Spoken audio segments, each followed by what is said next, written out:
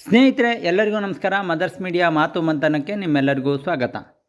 ಮೋದಿಯವರು 2 ದಿನಗಳ ಧ್ಯಾನಕ್ಕೆ ವಿವೇಕಾನಂದರ ಸ್ಮಾರಕಕ್ಕೆ ಹೋಗಿದ್ದರು. ಅದು ಒಂದು ದೊಡ್ಡ ಇಶ್ಯೂ ಆಯಿತು. ಮೀಡಿಯಾಗಳಿಗೆ ದೊಡ್ಡ ನ್ಯೂಸ್ ಆಯಿತು. ಅದೇ ರೀತಿ ವಿರೋಧ ಪಕ್ಷಗಳು ಅವ್ರು ಧ್ಯಾನ ಮಾಡ್ತಾ ಇರೋದೇ ನೀತಿ ಸಂಹಿತೆ ಉಲ್ಲಂಘನೆ ಅಂಥೇಳಿ ಅವ್ರ ಮೇಲೆ ಅದಕ್ಕೆ ನಿಷೇಧ ಹೇರಬೇಕು, ಅವ್ರಿಗೆ ಮಾಡಲಿಕ್ಕೆ ಬಿಡಬಾರ್ದು ಅಂತೆಲ್ಲ ಏನೆಲ್ಲ ಪ್ರಯತ್ನ ಮಾಡಿದ್ರು. ಅವರು ಈ ವಿರೋಧ ಪಕ್ಷಗಳು ಅವರು ಧ್ಯಾನಕ್ಕೆ ಹೋದಾಗ ಹೆದರೋದು ಯಾಕೆ? ಧ್ಯಾನ ಮಾಡೋದ್ರಿಂದ ಏನಾಗುತ್ತೆ? ಅದ್ರ ಬಗ್ಗೆ ನಾವು ಮಾತಾಡೋ. ಮೋದಿ ಧ್ಯಾನಕ್ಕೆ ಯಾಕೆ ಹೆದರ್ತಾ ಇದ್ದಾರೆ? ಎಲ್ಲರೂ ಮೋದಿ ಧ್ಯಾನಕ್ಕೆ ಹೋಗ್ತಾ ಇದ್ದಾರೆ ಅಂದರೆ ಅದಕ್ಕೆ ಏನಾದರೂ ಒಬ್ಬೊಬ್ಬರು ಅದಕ್ಕೆ ನೆಗೆಟಿವ್ ಕಮೆಂಟ್ ಮಾಡಿಯೇ ಮಾಡ್ತಾರೆ. ಈ ವಿರೋಧ ಪಕ್ಷಗಳಂತೂ ಎದ್ದು ನಿಲ್ತಾ ಇರ್ತಾರೆ. ಮಮತಾ ಬ್ಯಾನರ್ಜಿಯವರು ಆಗಿರ್ಬೋದು, ಕೆಲವು ಕಾಂಗ್ರೆಸ್ ಲೀಡರ್ಗಳು ಹಾಗೇ ಇದರ ಬಗ್ಗೆ ತುಂಬ ಮಾತಾಡ್ತಾ ಇದ್ದಾರೆ. ಹಾಗಾದರೆ ಧ್ಯಾನಕ್ಕೆ ಹೋದರೆ ಏನಾಗುತ್ತೆ? ಧ್ಯಾನಕ್ಕೆ ಹೋದರೆ ಮೋದಿಯವರು ಧ್ಯಾನ ಮಾಡಿದ್ರೆ ಏನಾಗುತ್ತೆ ಅನ್ನೋದ್ರ ಬಗ್ಗೆ ಇವತ್ತು ನಾವು ಮಾತಾಡುವ. ಅದ್ರ ಜೊತೆಗೆ ಮೋದಿಯವರು ಧ್ಯಾನ ಮಾಡೋದ್ರಿಂದ ಧ್ಯಾನ ಹೇಗೆ ಮಾಡಬೇಕು, ಧ್ಯಾನ ಮಾಡೋದ್ರಿಂದ ಏನಾಗುತ್ತೆ ಅನ್ನೋದನ್ನು ನಾವು ಫಸ್ಟ್ ತಿಳ್ಕೊತ ಹೋಗೋಣ.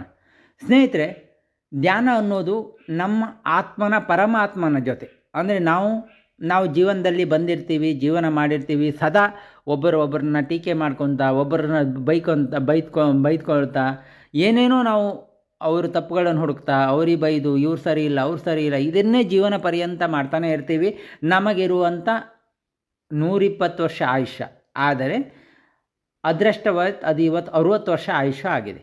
ಅಷ್ಟೇ ವರ್ಷ ನಮ್ಗೆ ಆಯುಷ್ಯ ಆಗಿದೆ. ಯಾಕೆಂದರೆ ನಾವೇ ಮಾಡಿಕೊಂಡಂಥ ಎಡವಟ್ಟುಗಳಿಂದ ಆಗಿರೋದು. ಮನುಷ್ಯನಿಗೆ 120 ವರ್ಷ ಮ್ಯಾಕ್ಸಿಮಮ್, ಹಾಗೂ ಪುರಾಣಗಳ ಮುಖಾಂತರ 120 ವರ್ಷ ಮನುಷ್ಯ ಬದುಕಬೇಕು. ಆದರೆ ಬದುಕ್ತಾ ಇಲ್ಲ. ಇರಲಿ, ಅದ್ರ ಬಗ್ಗೆ ನಾವು ಮುಂದಿನ ಯಾವತ್ತಾರು ಒಂದಿನ ಮಾತಾಡೋಣ, ಯಾಕೆ 120 ವರ್ಷ ಬದುಕೋದಿಲ್ಲ ಅನ್ನೋದ್ರ ಬಗ್ಗೆ.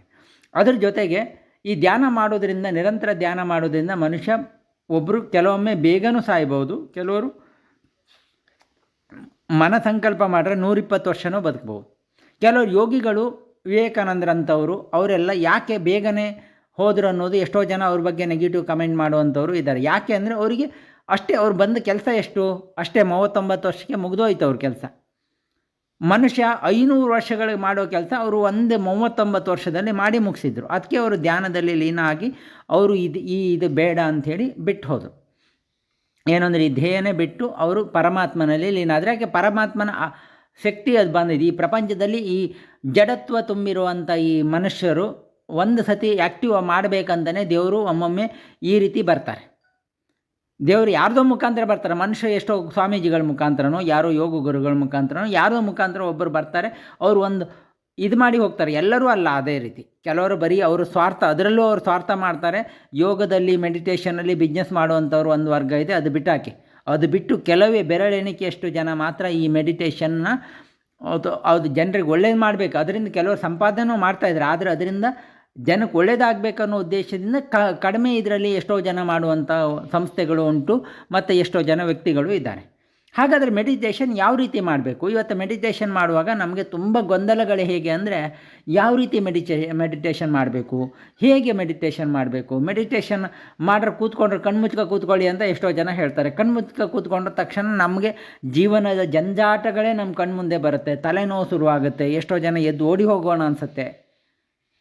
ಈ ರೀತಿ ಎಲ್ಲ ಆಗ್ತಾ ಇರುತ್ತೆ. ಹೇಗೆ ಮಾಡೋದು ಹಾಗಾದರೆ ಮೆಡಿಟೇಷನ್ನ? ಇವೆಲ್ಲವೂ ಇದು ಮೆಡಿಟೇಷನ್ ಮಾಡೋದ್ರಿಂದ ಏನು ಲಾಭ ಅನ್ನೋದ್ರ ಬಗ್ಗೆ ನಾನು ನಿಮಗೆ ಆಲ್ರೆಡಿ ಮೊದಲಿನ ವೀಡಿಯೋದಲ್ಲಿ ಹೇಳಿದ್ದೀನಿ, ಮೋದಿಯವರು ಇದರಲ್ಲಿ. ಅದೇ ಥರನೇ ಈ ವಿಡಿಯೋದಲ್ಲಿ ಹೇಳ್ತೀನಿ, ಮೆಡಿಟೇಷನ್ ಮಾಡೋದ್ರಿಂದ ಏನಾಗುತ್ತೆ ಅನ್ನೋದ್ರ ಬಗ್ಗೆ ನಾನು ನಿಮಗೆ ಹೇಳ್ತೇನೆ. ಈ ಮೆಡಿಟೇಷನ್ ಮಾಡೋದ್ರಿಂದ ಏನಾಗುತ್ತೆ, ಆಲ್ರೆಡಿ ಮೆಡಿಟೇಷನ್ ಮಾಡೋದ್ರಿಂದ ನಾನು ಹೇಳಿದೆ, ನೀವು ಏನು ಕೆಲಸ ಮಾಡ್ತಾಯಿದ್ರಿ ಅದು ಇನ್ನೂ ತುಂಬ ಚೆನ್ನಾಗಿ, ಅಂದರೆ ಇನ್ನೂ ಬೆಟರಾಗಿ ಮಾಡ್ಬೋದು. ನಿಮ್ಮ ಕೆಲಸಗಳು, ಸಮಾಜ ಇದೆಯಲ್ಲ, ನಿಮ್ಮನ್ನು ಗುರುತಿಸೋ ಥರ ಆಗುತ್ತೆ. ಮೆಡಿಟೇಷನಿಗೆ ಅಷ್ಟು ಶಕ್ತಿ ಇದೆ. ಮತ್ತು ನೀವು ಯಾವುದೇ ಜಂಜಾಟಗಳಿರಲಿ, ನಿಮಗೆ 1000 ಕಷ್ಟಗಳಿರಲಿ, 1000 ನೋವುಗಳಿರಲಿ, ಅದನ್ನು ಎದುರಿಸುವಂಥ ದಾರಿಗಳು ನಿಮಗೆ ದೇವರು ಕೊಡ್ತಾನೋ ಅಥವಾ ನೀವು ಕ್ರಿಯೇಟ್ ಮಾಡ್ಕೊಂಡ್ರೆ, ಬಟ್ ದೇವ್ರು ಕೊಡ್ತಾನೆ. ಯಾಕೆಂದರೆ ಧ್ಯಾನ ನಿಮಗೆ ನಿರಂತರವಾಗಿ 48 ದಿನ ನೀವು ಧ್ಯಾನನ ಪ್ರಾಕ್ಟೀಸ್ ಮಾಡಿದ್ರೆ ಆಮೇಲೆ ಅದೇ ನಿಮ್ಮನ್ನು ಮಾಡಿಸ್ತಾ ಇರುತ್ತೆ, ನಿರಂತರವಾಗಿ ಮಾಡಿಸ್ತಾ ಇರುತ್ತೆ. ಯೋಗ ಮತ್ತು ಧ್ಯಾನ ಇವೆಲ್ಲ ಅಷ್ಟೇ 48 ದಿನ ನೀವು ತುಟಿ ಕಚ್ಕೊಂಡು ಮಾಡಬೇಕಾಗತ್ತೆ.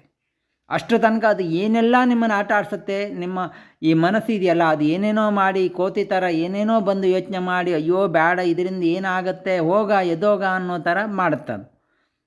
ಆ ರೀತಿಯೆಲ್ಲ ಮಾಡಿ ಅದನ್ನು ಜಯಿಸಿ ನೀವು 48 ದಿನ ಮಾಡಿದ್ರೆ, ಒಂದು ಮಂಡಲ ಅಂತ ಹೇಳ್ತೀವಿ, 48 ದಿನಕ್ಕೆ ಮಾಡಿದ್ರೆ, ಅಥವಾ 21 ದಿನದಿಂದ 48 ದಿನ, 21 ದಿನ ಮಾಡುವಷ್ಟೊತ್ತಿಗೆ ನಿಮಗೆ ಅದು ಆಲ್ರೆಡಿ ಅದು ಇದಾಗಿರುತ್ತೆ. 48 ದಿನ ನೀವು ಮಾಡಿದ್ರೆ ಎಲ್ಲ ಇದನ್ನು ಜಂಜಾಟಗಳನ್ನು ಇದು ಮಾಡ್ಬೋದು. ಆದರೆ ಎಷ್ಟು ಸತಿ ಮಾಡಬೇಕು, ಯಾವ ರೀತಿ ಮಾಡೋದಕ್ಕಿಂತ ಮೊದಲು ಎಷ್ಟೊತ್ತು ಮಾಡಬೇಕು, ದಿನಗಟ್ಟಲೆ ಮಾಡಬೇಕಾ ಮೋದಿಯವ್ರ ಥರ ಅಂತ ಕೇಳಿದ್ರೆ ಅಲ್ಲ, ದಿನಗಟ್ಟಲೆ ನಾವು ಮಾಡಲಿಕ್ಕೆ ಆಗೋದಿಲ್ಲ. ನಾವು ಪ್ರತಿದಿನ ನಾವು ಮಾಡಬೇಕಾಗಿದೆ ಎಷ್ಟೊಂದು, ಒಂದು 21 ನಿಮಿಷ 21 ನಿಮಿಷ ಧ್ಯಾನ ನಾವು ಮಾಡ್ತಾ ಬಂದರೆ ಸಾಕು, ನಮ್ಮಲ್ಲಿ ಅದ್ಭುತ ಶಕ್ತಿ ಬರುತ್ತೆ.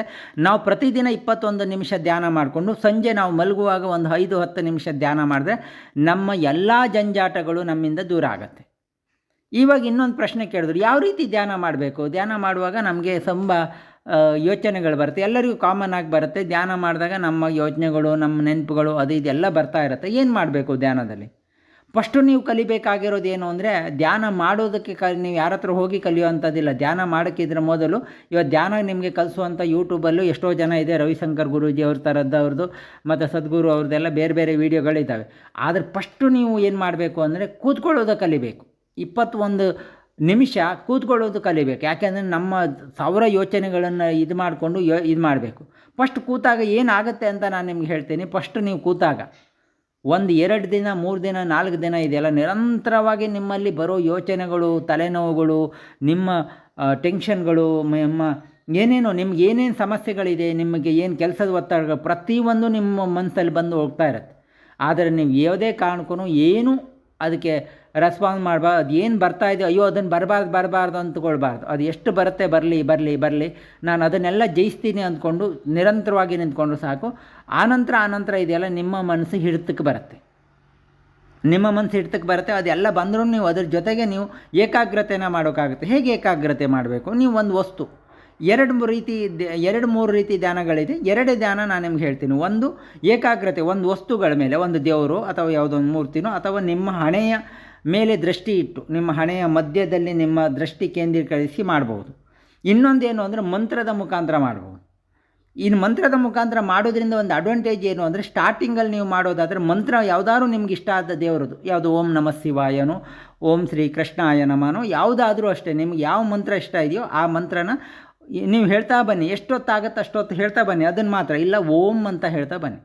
ಧ್ಯಾನ ಮಾಡುವಾಗ ಫಸ್ಟ್ ಮಾಡಬೇಕಾಗಿ ನೀವು ಕೆಲಸನೇ ಓಂ ಅಂತ. ಆ ಓಂ ಎಷ್ಟು ಸತಿ ಹೇಳಬೇಕು ಅಂದ್ರೆ 11ರಿಂದ 21 ಸತಿ ಓಂನ ಹೇಳೋದು ಕಲೀರಿ. ಅದು ಲೆಕ್ಕ ಮಾಡಲಿಕ್ಕಾದ್ರೆ ಮಾಡಿ, ಇಲ್ಲಾಂದ್ರೆ ನಿರಂತರವಾಗಿ ಓಂ ಮಾಡ್ತಾ ಬನ್ನಿ. ನೀವು ಅಲಾರಾಮ್ ಇಟ್ಕೊಳ್ಳಿ ಮೊಬೈಲಲ್ಲಿ. 21 ನಿಮಿಷ ಆದ ತಕ್ಷಣ ಎದ್ದುಬಿಡಿ. ಅದು ಎಷ್ಟೇ ಇರಲಿ, ಅದು ಕ್ಲಿಯರ್ ಆಗದೆ ಇರಲಿ, ಏನೇ ಆಗದೆ ಇರಲಿ, 21 ನಿಮಿಷ ನೀವು ಕೂತ್ಕೊಳ್ಳೋದು ಕಲೀರಿ. ಆನಂತರ 2ನೇ ದಿನ 3ನೇ ದಿನ ಅದು ನಿಮ್ಮನ್ನು ಇದು ಮಾಡುತ್ತೆ. ಆ ಓಂ ಅದು ಹೇಳಿದ್ನಲ್ಲ, ಆ ಓಂ ಮಾಡಿದಾಗ ನಿಮ್ಮ ಬಾಡಿಯಲ್ಲಿ ಒಂದು ವೈಬ್ರೇಷನ್ ಕ್ರಿಯೇಟ್ ಆಗುತ್ತೆ. ಅದ್ರ ಜೊತೆಗೆ ಹೇಳಿದ್ನಲ್ಲ, ನೀವು ಯಾವುದಾದ್ರು ಮಂತ್ರ ಆದರೆ ಮಂತ್ರ ಹೇಳ್ಬೋದು, ಯಾವ ಮಂತ್ರ ಬೇಕಾದರೂ ನೀವು ಹೇಳ್ಬೋದು. ಆ ಮಂತ್ರಗಳನ್ನು ಒಂದು 108 ಸತಿ ಹೇಳಿ. ಆನಂತರ ಸೈಲೆಂಟಾಗಿ ಕೂತ್ಕೊಳ್ಳಿ. ಆ ಮಂತ್ರ ಆದ ನಂತರ ಸೈಲೆಂಟಾಗಿ ಕೂತ್ಕೊಳ್ಳೋದು ಕಲ್ಕೊಡಿ. ನಿಮ್ಮ ಯೋಚನೆಗಳು ಬರ್ತವೆ, ಏನೇನೋ ಚಿಂತೆ ಬರ್ತವೆ, ಯಾವುದಕ್ಕೂ ತಲೆ ಕೆಡಿಸ್ಕೊಳ್ಬೇಡಿ, ಬರ್ತಾ ಇರಲಿ. ಅದನ್ನು ತಡೀಲೂ ಬೇಡಿ, ಸೈಲೆಂಟಾಗಿ ಕೂತ್ಕೊಳ್ಳೋದು ಕಲೀರಿ. ಈ ರೀತಿ ನೀವು ಮಾಡಿದ್ರೆ ಇದೆಯಲ್ಲ, ನಿಮ್ಮಲ್ಲಿ ನೀವು ಆಟೋಮೆಟಿಕ್ಕಾಗಿ ನಿಮ್ಮಲ್ಲಿ ಏನು ನೆಗೆಟಿವ್ನೆಸ್ ಇದೆಯೋ, ನೆಗೆಟಿವ್ನೆಸ್ ಏನು ಬರ್ತಾ ಇದೆ ಅಂದರೆ ನಿಮ್ಗೆ ಏನು ನೆಗೆಟಿವ್ ಬರ್ತಾ ಇದೆ, ಒಂದು ಯಾವುದೋ ನಿಮ್ಮಲ್ಲಿ ಒಂದು ಭಯ ಇರ್ಬೋದು, ಯಾವುದೋ ಇರ್ಬೋದು, ಅದೆಲ್ಲ ನಾನು ಜಯಿಸ್ತೀನಿ, ಅದೆಲ್ಲ ನನ್ನಿಂದ ದೂರ ಆಗುತ್ತೆ, ನನ್ನ ನೋವುಗಳು ನನ್ನಿಂದ ದೂರ ಆಗುತ್ತೆ. ನಿಮಗೆ ಏನು ಸಮಸ್ಯೆಗಳಿದೆಯೋ, ಹೆಲ್ತ್ ಪ್ರಾಬ್ಲಮ್ ಇದೆಯೋ, ಅದು ನನ್ನ ಆರೋಗ್ಯ ಸರಿಯಾಗುತ್ತೆ. ಈ ರೀತಿ ನಿಮ್ಮ ಮನಸ್ಸಲ್ಲಿ ಅದು ಯಾವ್ದು ನಿಮ್ಮ ಚಿಂತೆ ಬರುತ್ತೋ ಆ ಚಿಂತೆಗಳೆಲ್ಲ ನನಗೆ ಸರಿಯಾಗುತ್ತೆ, ನನ್ನ ಜೊತೆ ಒಂದು ಅದ್ಭುತವಾದ ಶಕ್ತಿ ಇದೆ ಅಂತ ಅಂದ್ಕೊತಾ ನೀವು ಆ ಧ್ಯಾನನ ಮಾಡ್ತಾ ಬನ್ನಿ. ಆ ಕೆಟ್ಟ ಯೋಚನೆಗಳು, ಕೆಟ್ಟಿದು ಅಥವಾ ನೀವೇನೋ ಮಾಡಿದ ಕೆಟ್ಟದ್ದು ಏನೇ ಬಂದರೂ ಅದರಿಂದ ನಾನು ಮುಕ್ತನಾಗ್ತೀನಿ, ಅದರಿಂದ ನಾನು ಸರಿ ಆಗ್ತೀನಿ, ನಾನು ಇನ್ಮೇಲೆ ಚೆನ್ನಾಗಿ ಆಗ್ತೀನಿ ಅಂತ ಸೈಲೆಂಟಾಗಿ ಕೂತ್ಕೊಳ್ಳಿ. ಅದ್ರ ಬಗ್ಗೆ ಹೇಳ್ತಾ ಬನ್ನಿ. ಆವಾಗ ಆ ಯೋಚನೆಗಳು ಬರೋದು ಕಮ್ಮಿ ಆಗುತ್ತೆ. ಇಷ್ಟೇ ಧ್ಯಾನ. ನೀವು ಅದನ್ನು ಕೂತ್ಕೊಂಡು ಇದು ಮಾಡಿದ ತಕ್ಷಣ ಹೇಳಿದ್ನಲ್ಲ, ಒಂದು 3-4 ದಿನ ಹೋಗುವಷ್ಟೊತ್ತಿಗೆ ಯೋಚನೆಗಳು ಬರೋದಿಲ್ಲ. ನೀವು ಯಾವುದ್ರ ಮೇಲೆ ಏಕಾಗ್ರತೆ ಮಾಡ್ತೀರೋ, ಒಂದು ಬಿಂದು ಮೇಲೋ, ಒಂದು ಇದರ ಮೇಲೋ, ಅಥವಾ ಒಂದು ಮೂರ್ತಿ ಮೇಲೋ, ಅಥವಾ ಒಂದು ಮಂತ್ರದ ಮೇಲೋ, ಯಾವುದ್ರ ಮೇಲೆ ನೀವು ಏಕಾಗ್ರತೆ ಮಾಡ್ತೀರೋ, ಅಥವಾ ಸೈಲೆಂಟಾಗಿ ಕೂತ್ಕೊಂಡು ನಿಮ್ಮ ಉಸಿರಾಟದ ಮೇಲೆ ಏಕಾಗ್ರತೆ ಉಸಿರಾಟನ ಮಾತ್ರ ಗಮನಿಸೋದು, ಇವೆಲ್ಲವೂ ನಿಮಗೆ ಬರುತ್ತೆ. 4ರಿಂದ 5 ದಿನ 6 ದಿನ ಆದ ತಕ್ಷಣ ಬರುತ್ತೆ. ಆನಂತರ ನಿರಂತರವಾಗಿ ಅದನ್ನು ಇದು ಮಾಡೋದು. ನೀವು ಫಸ್ಟು ಸೈಲೆಂಟಾಗಿ ಕೂತ್ಕೊಳ್ಳೋದು. ಇಲ್ಲ ಮಂತ್ರನೂ ನಿಮ್ಗೆ ಹೇಳೋಕ್ಕಾಗೋದಿಲ್ಲ, ಮಂತ್ರ ಯಾವುದೋ ಬರೋದಿಲ್ಲ ಅಂದರೂ ತಲೆ ಕೆಡಿಸ್ಕೊಳ್ಬೇಡಿ, ಸೈಲೆಂಟಾಗಿ ಕೂತ್ಕೊಳ್ಳೋದು ಕಲೀರಿ. 21 ನಿಮಿಷ ಅಲಾರಾಮ್ ಇಟ್ಕೊಂಡು ಸೈಲೆಂಟಾಗಿ ಕೂತ್ಕೊಳ್ಳಿ. ಮೊಬೈಲ್ ಯಾವುದೇ ಕಾರಣಕ್ಕೂ ನಿಮ್ಮ ಹತ್ರ ಇರಬಾರ್ದು, ಸ್ವಲ್ಪ ದೂರದಲ್ಲಿ ಇಟ್ಕೊಳ್ಬೇಕು. ಯಾವತ್ತೂ ಯಾವುದೇ ಮೊಬೈಲ್ ಅಥವಾ ಈ ವೈಬ್ರೇಷನ್ ಬರುವಂಥದ್ದು ನಮಗೆ ಟಚ್ ಆಗಿರಬಾರ್ದು. ಯೋಗ ಧ್ಯಾನ ಮಾಡುವಾಗ ಟಚ್ ಆಗಬಾರ್ದು. ಇದನ್ನು ದೂರ ಇಟ್ಟು ಮಾಡಿ 21 ದಿನ ಮಾಡಿ ನೋಡಿ.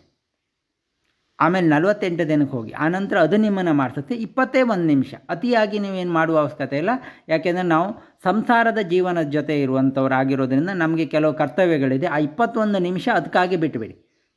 ಆ ರೀತಿ ಮಾಡಿ ನೀವು ಯೋಗ ಮಾಡೋರಾದರೆ ಯೋಗ ಮಾಡಿದ ನಂತರ 21 ನಿಮಿಷ ಅದಕ್ಕಾಗಿ ಬಿಡಿ. ಇಲ್ಲ ಯೋಗಕ್ಕಿಂತ ಮೊದಲು 21 ನಿಮಿಷ ಧ್ಯಾನ ಮಾಡಿ ಆಮೇಲೆ ಫಿಸಿಕಲ್ ಯೋಗ ಮಾಡೋ ಥರ ಮಾಡಿ.